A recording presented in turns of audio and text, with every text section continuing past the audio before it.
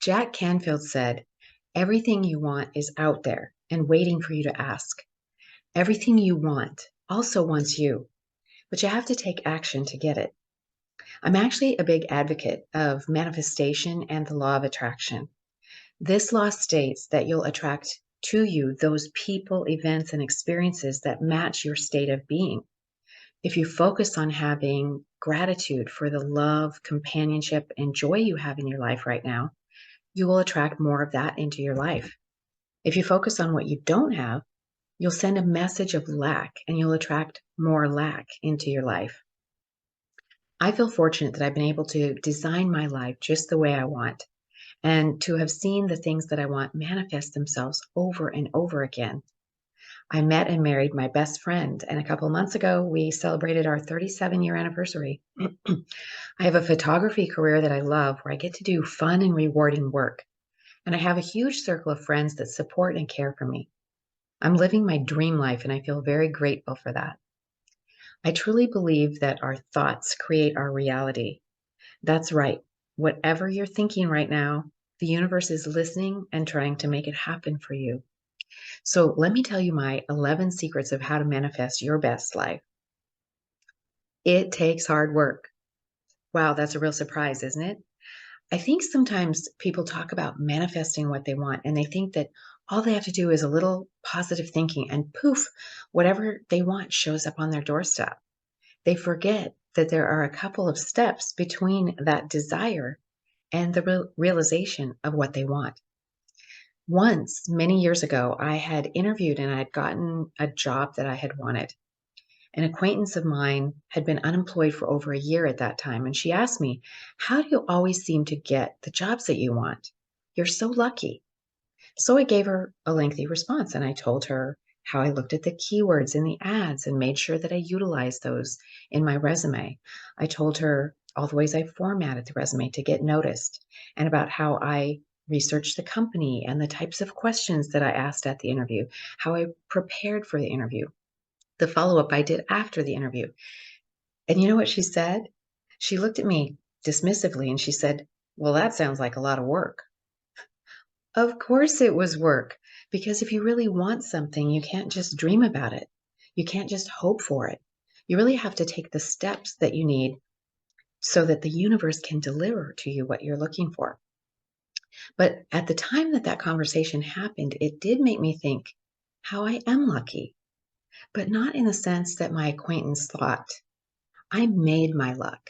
And I knew because of that, I could have anything that I wanted in my life. The first step in that process is that clarity. You have to be absolutely clear in what you want, imagining it in such detail that it's like it's already happened. And what is it that inspires you about it? I have to admit that photography found me rather than the other way around. I owned a spa, and people kept asking me, "Who takes your headshots?"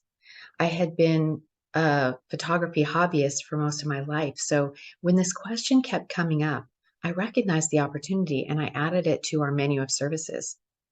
At the beginning, I was just doing headshots, but I soon saw the need for more than that. As a business owner myself, I really knew that I needed a good headshot for social media sites, but I also needed content for my website and across all my platforms. I needed action shots and detail shots, shots of me with my husband, silly shots that represent the real me. So I knew other business people would need these too. And that's where things really started taking shape. Because once I started offering branding photos, I felt like it was such a coalescence of my deep desire to help other business owners and the fueling of my creativity. It's so interesting to me to find out about that person on the other side of my lens. Not just what they do, but why do they do it? What are they passionate about? What's their message to the world? How do they do their work in a different way than other business owners doing similar things? What's their point of view about their industry and about their message? So for me, my work becomes play. My natural curiosity about people comes out. And I feel like photography sessions are a chance to just have fun and explore. My clients are encouraged to express themselves and, to shout out to the world who they are. The photos show their real emotions, and that way people are able to connect to their message. I encourage everyone to find what it is that gives them that kind of passion and curiosity in their work. What is it that you love to do so much that you can see it and feel it before you've even created it? But you know how sometimes you have that inner critic that loves to tell you how you did everything wrong and how you're not enough. We all have that occasionally. Hopefully it's only occasionally. But you need to find ways to silence that voice so that you can lean into your full worth. And it's not just your own negative thoughts. There are always plenty of Debbie Downers out there or people who just don't believe in you. They're the ones saying, you'll never get there, or leave it to somebody more experienced, or, why do you want to take that risk? So don't listen to the naysayers. Often these people are speaking from their own perceptions and they're not really in your corner. If someone is consistently trying to talk you out of your dreams, you may want to reconsider what all you share with them. So, once you are super clear about what you want and where you're headed, then start telling everyone. All your communications should support your message. And the more specific you are, the more the right clients can find you. It's this repetition of your message that is going to help people to find you. And there are multiple ways to make that happen, from sales funnel to blogging to advertising to networking. And for most of us, utilizing a combination of approaches keeps your name in front of people and helps get you known. It's really just about building your list. Once you have that clarity and that consistency, you will find that the opportunities seem to magically appear. But also keep in mind your overall goal and direction. As opportunities arise, you'll find that they're not always in alignment with what you want. Years ago, I was approached to host a radio show, and I was flattered, and it felt like it would be really great visibility for me. But I started calculating how much time it was going to take me to prepare and to find guests each week. And I realized that it was actually going to take me away from my business goals. So I had to decline that opportunity. Opportunities sometimes are just not the right time. I'm also very clear in what services I'm able to offer and what I'm not. For instance, many people think that photography is photography. And if you can use a camera in this instance, you can use it in any instance. And definitely, most photographers do have a certain amount of diversity in the work that they're able to do. However, there are some differences in certain specializations that can make getting good photos more challenging. For instance, high speed sports photography, real estate photography, newborn photography are just a few examples of specific genres that require certain equipment, props, or expertise. So when I get asked for these types of jobs, I know that they're outside my area of expertise and I'm able to refer them to others who are better at it. I also believe that to manifest what we want in a career, it starts with your passion. So obviously, we're in a career to make money, but when you are truly in alignment with things you love about your work, it'll bring you much more satisfaction than when you take on something purely for the money. For instance, one of the things that fuels me as a photographer is the creativity involved. As I mentioned, when I do brand photography with solopreneurs or small businesses, I find each owner to be so different in their work and their approach to their work. So even if we're shooting in the same place, the shoot will take on an entirely different flavor from the choices that we make as to wardrobe, props, posing, style, lighting, and from that person's personality. And this is quite a different feeling for me than when I do a large corporate gig. For me, it isn't just about the money, but I will usually take on larger opportunities only if there's something in it that allows for that creativity. I did an all day shoot recently for a corporation that was looking for creative headshots in the morning. And then we did a really fun group photo, and then shots during their annual meeting. And then finally, shots at a pre dinner celebration. So it was a lot of fun. And therefore, it was completely in alignment for me with what I like to work on. which overlaps with my next point about understanding your value. This is really such a broad topic that it deserves its own workshop. And it's partly about pricing your services appropriately, but it also has to do with your own self worth as a person. Manifesting your dream career starts with understanding your gifts and what you really contribute and not undervaluing those things. Because what happens when we undervalue ourselves? We tend to undercharge for our services, or we give too much away, or we don't set appropriate boundaries. Or maybe we end up feeling resentful because we end up not feeling fulfilled.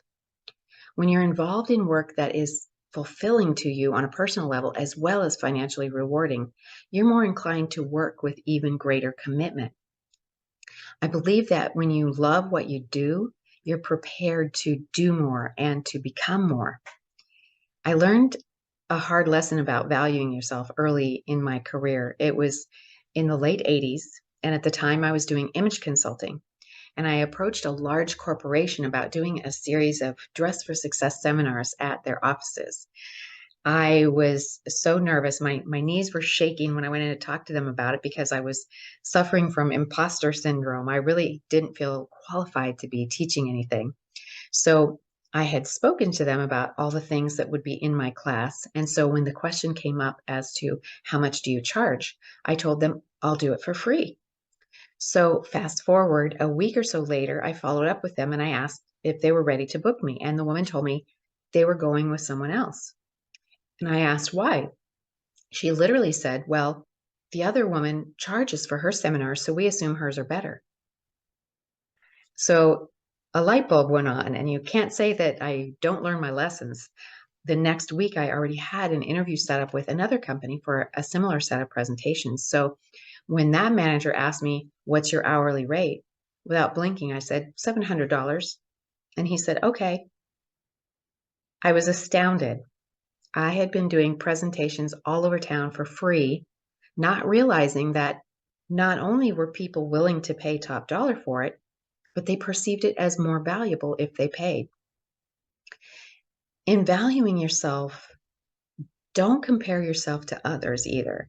It's really easy to look at your competitors and imagine from their social feed that they are fabulously successful, they're rich, they're happy, they have hundreds of satisfied customers.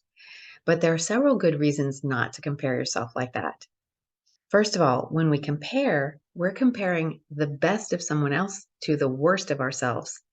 I mean, think about it. Other business owners aren't sharing their challenges and their epic fails with us.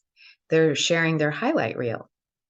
And if you're just starting out in business, or maybe you're going through a slow business period, it's really unfair for you to compare yourself to other businesses when they're thriving. So you don't know what their journey has been or how they've gotten to this point. Many business owners have had a lot of failures or pivoted more times than they can count before they found success. Secondly, there are always going to be people that make more money than you or are more successful than you in your industry. So instead of comparing yourself to someone else, compare yourself to yourself. Don't just think about it purely in terms of income either. Take stock of everything you've achieved. What have you learned? How have you grown? This is a much more appropriate comparison. And then, last but not least, you probably want completely different things than that other business owner. What you want to achieve, your contribution to the world, how you transform the lives of your customers, and yes, what you want to make. But all of these things are things that are different for each business owner and will drive the choices you make. So success isn't always just about the monetary things. I've met various income goals that I've set for myself when running my business. And a lot of the time, I've thought that as soon as I hit this goal, I'm going to feel different. I thought I'll feel more confident or more worthy or more successful. But that isn't always true. But what I found that does keep me motivated is when I learn new shooting or editing techniques that I can now utilize, or when I get emails and notes from clients and customers telling me how much they valued the work that we did. So think about what besides money is important to you. Money's great too, but keep track of how you impact people's lives. And you're going to find this is much more fulfilling than watching what other business owners are doing. Now, I have to admit, patience is not my strong suit. I mean, I want success and I want it right now, but sometimes you put your plan in place and then it seems like forever before things start happening. So I like Zig Ziglar's analogy of priming the pump. You try to pump that handle and it's really hard to budge, and you just keep at it. And finally, a little trickle of water comes out. It's a lot of effort at first, but after a while, if you keep at it, it becomes effortless as the water is gushing out. Marketing and sales is a lot like that. You keep doing what you're doing, and at first it just feels like I'm spending so much time and nothing's happening, but you gain momentum along the way and suddenly everything does come together. But this doesn't mean to sit around and wait for that to happen. You have to keep doing activities consistently because you don't always realize things immediately. I once had a woman that came to hire me, and I asked her, "How did you hear about me?" And she pulled an ad out of her purse and said, "I saw you in this ad." But I hadn't advertised in that particular publication in 3 or 4 years, but she had saved it until the time was right for her. So the key is really keeping that pipeline full. Patience also means letting go of any particular outcomes. If we're too focused on wanting a specific thing, we might miss other opportunities. I met with someone I thought was a prospect the other day, and I planned on booking her. It turned out I had misunderstood what her needs were, and she was not a candidate for me, at least not for right now. However, we got into a really good conversation, and we're in a similar market, and we're going to create a seminar together. So this will end up bringing me not what I had imagined, but it will end up being a much bigger opportunity. When thinking about manifesting what you want, people often feel like it's some kind of sorcery where magical transformative things happen. Like, I'm going to write down this amazing thing and it'll happen. The person who has gone from no experience and they want to be recognized by Ariana Huffington, and or someone who's just opened their business and they want to be featured on the Today Show, or somebody made 20 million their first year. So those success stories, the overnight success stories, can and do happen, and they can be very inspiring, but they're not what most people are going to find realistic for their business. I feel like it's much better to set things that are more realistic. And I know this is the opposite of what most people say about manifestation, so hear me out. Anything is possible, and I firmly believe that. However, there are certain things more likely than others from where you are right now. Early in my life, when I was a kid, I spent a lot of time trying to improve skills that weren't naturally there. And eventually, I gave that idea up and realized that if instead I work on getting even better, like an expert at the things I'm actually good at, it pays in much bigger dividends.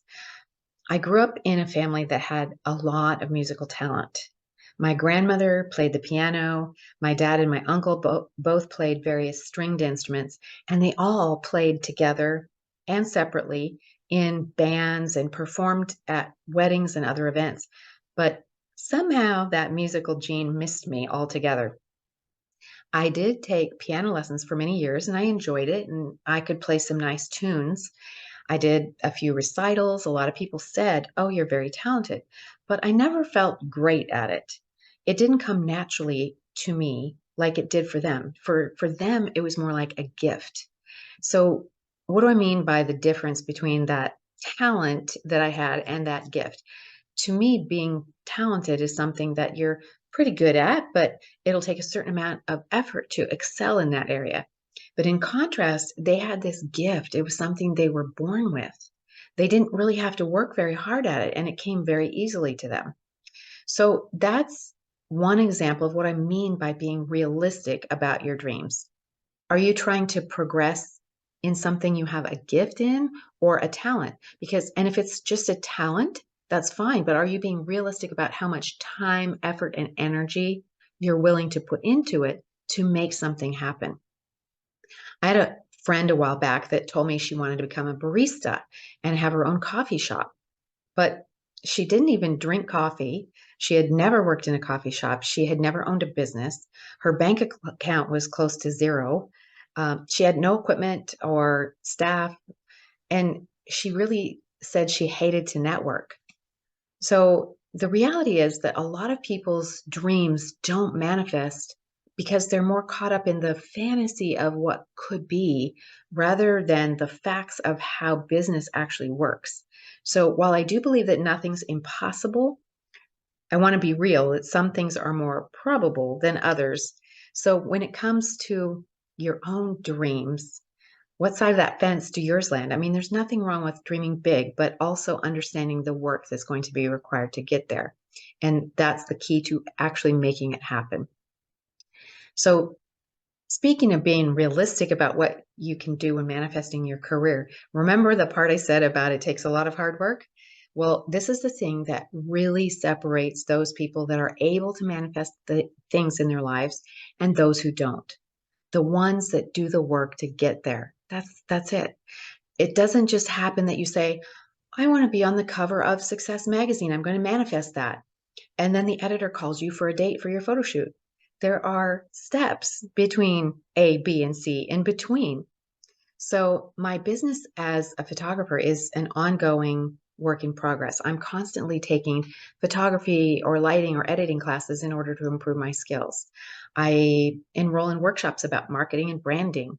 I work with coaches. I network with top professionals so that I can find new strategies and hone best practices. I was talking to a couple of friends at a networking event recently, and one of them was asking me how I built my business so quickly. I mentioned a couple things to her about my marketing strategies, but my other friend interjected, remember to tell her the part where you worked your butt off. And it was funny, but it was so true because, yes, I have some systems that work, but I also had earned those successes with a lot of effort. Sometimes the defining factor between those that accomplish and those that don't is simply getting started.